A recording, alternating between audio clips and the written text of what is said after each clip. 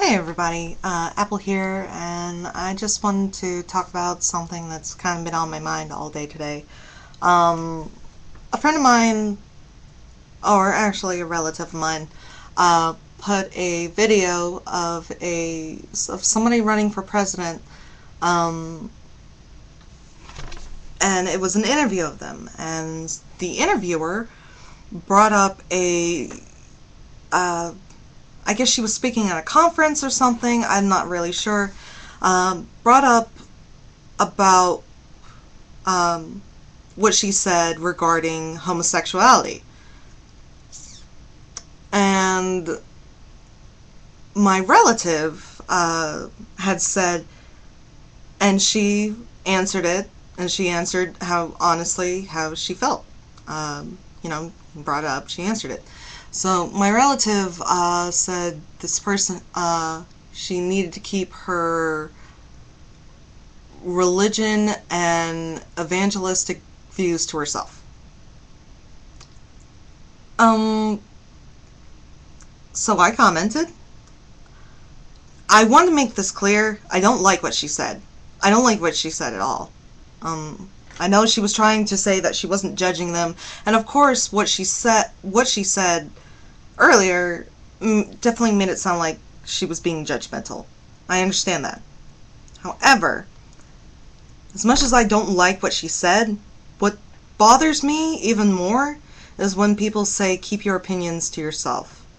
Because I believe that is not what this country was founded on. A lot of us, we have ancestors who died for our right to express our opinions. And it really bothered me because the interviewer brought it up and said, "What is your view?" So he asked her opinion. He didn't, so it's not like she just brought it out of nowhere, he asked her and she answered. So I commented and said, well, to be fair, he did bring it up. And my relative thought I was defending her. I want to make this clear. There's this quote by Voltaire, not the singer, the philosopher, I guess he was, or writer, who I don't really agree with on a whole lot of things. I mean, especially the things that he used to say about Christians, I did not agree with. But there's this one quote that's from him that I will never forget, where he says, "I may not like what you have to say, but I will defend to the death for your right to say it." And there's also another quote by Penn Jillette, who know of the group Penn and Teller. He's an atheist libertarian, but he said, there's a lot of people he disagrees with that he defends. And not really defends what they do, but defends their right to say it. And he brought this point up to where he said,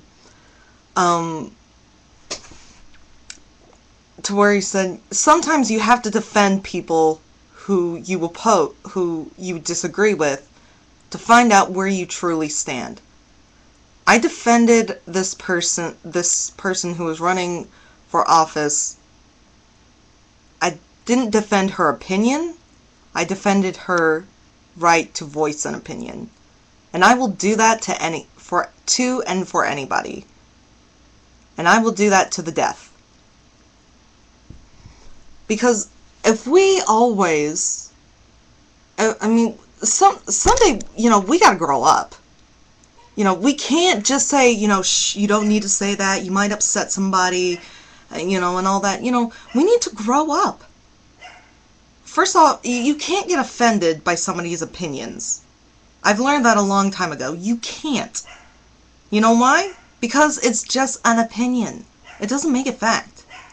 So you may think this person's an idiot. Well, you know what? Fine. You have the right to think that a person is an idiot, and that person has the right to be an idiot. But you don't have the right to tell them to shut up. You don't have the right to silence them. You have the right to debate them and tell them how you feel. and tell them how you say, okay, I disagree with you on this, and this is what I believe. You have the right to do that, but you do not have the right to tell somebody they're not allowed to say something. Now, granted, this person is running for a political office and for president, and this is going to hurt her big time.